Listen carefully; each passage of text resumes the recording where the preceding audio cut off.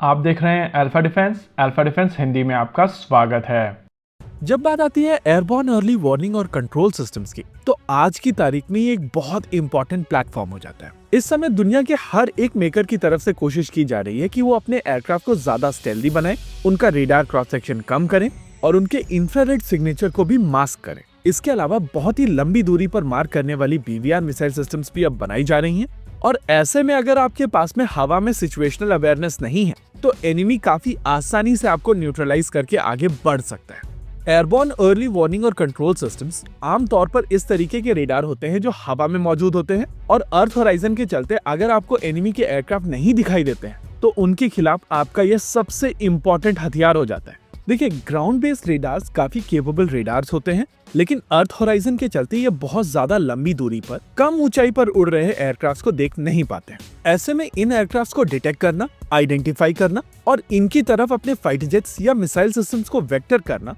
Airborne early warning और control systems का काम होता है। भारत के एयरबॉर्न अर्ली वार्निंग और कंट्रोल सिस्टम्स के बारे में डिटेल में बात करने से पहले आइए समझ लेते हैं कि आज हम लोग इनके बारे में बात कर क्यों रहे हैं। कैबिनेट कमेटी ऑन सिक्योरिटी की तरफ से नेत्रा मार्क 2 की 6 यूनिट अप्रूव कर दी गई है। और आप सभी को याद होगा, कुछ समय पहले भारत सरकार की तरफ से एयर इंडिया के कुछ पुराने विमानों को खरीदा गया था, जिनके ऊपर कुछ मॉडिफिकेशंस किए गए थे और इस समय यह एयरक्राफ्ट हिंडन पर रखे गए।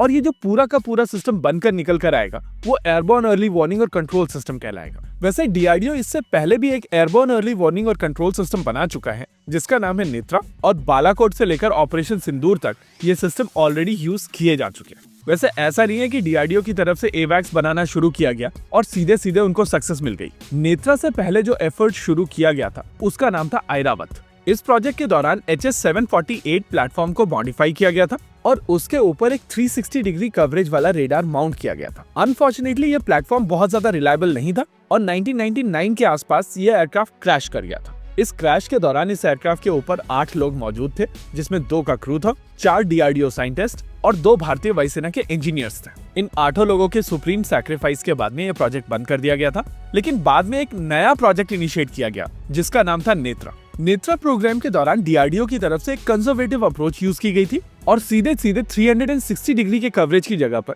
एक 240 डिग्री कवरेज वाले रेडार को एम्ब्रायर के EJ-145 एयरक्राफ्ट के ऊपर माउंट किया गया था। वैसे भारतीय वायुसेना इस कैटेगरी के और AWACS अपने बेड़े में शामिल करना चाहती थी, लेकिन एम्ब्रायर भारत में ब्लैकलिस्ट हो गया था और इसी वजह से ये प्रोग्राम भी डीरेल हो गया था। अब करंट सिचुएशन को डिटेल में समझने के लिए आइए चलते हैं ब्लू स्क्रीन के ऊपर। इस समय भारतीय वायुसेना के पास में 3 फाल्कन AWACS हैं, जो IL-76 प्लेटफॉर्म के ऊपर बेस्ड है।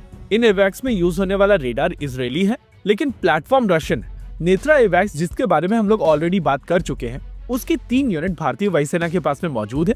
लेकिन पिछले साल DAC की तरफ से एक एक्सेप्टेंस ऑफ नेसेसिटी भी दिया गया था, जहां पर 6 ऐसे और AWACS अक्वायर किए जाएंगे जो कंपैरेटिवली बेहतर होंगे। इन AWACS को नाम दिया गया है नेत्रा मार्क 1A। आइडिया है कि ये सिस्टम्स EJ-145 प्लेटफॉर्म के ऊपर ही माउंट किए जाएंगे और इसके लिए पुराने EJ-145 एयरक्राफ्ट को लेकर बातचीत चल रही। फिर बारी आती है नेत्रा मार्क 2 की, जिसको लेकर कैबिनेट कमेटी ऑन सिक्योरिटी का अप्रूवल आ चुका है, यानी कि ये प्रोसेस आने वाले 2-3 महीनों के अंदर फॉर्मली स्टार्ट हो जाएगा और जो एयर इंडिया के प्लेटफॉर्म कुछ समय पहले अक्वायर किए गए थे, उनके ऊपर DRDO का रेडार माउंट कर दिया जाएगा। ओवरऑल इस पूरी कैटेगरी में नेत्रा मार्क 1A इकलौते ऐसे AWACS हैं जिनको लेकर अभी तक CCS अप्रूवल नहीं आया है, और जैसे ही इनका CCS अप्रूवल आ जाएगा, तो भारतीय वायुसेना के AWACS का टोटल नंबर बढ़कर 18 हो जाएगा। प्रैक्टिकली अभी के लिए ये नंबर काफी है, लेकिन एक 360 डिग्री कवरेज वाले रेडार की आवश्यकता अभी भी बनी रहेगी। इसी के साथ आज के इस वीडियो में रखते हैं केवल इतना ही। वीडियो को अंत तक देखने के लिए धन्यवाद। देखते रहिए अल्फा डिफेंस। जय हिंद।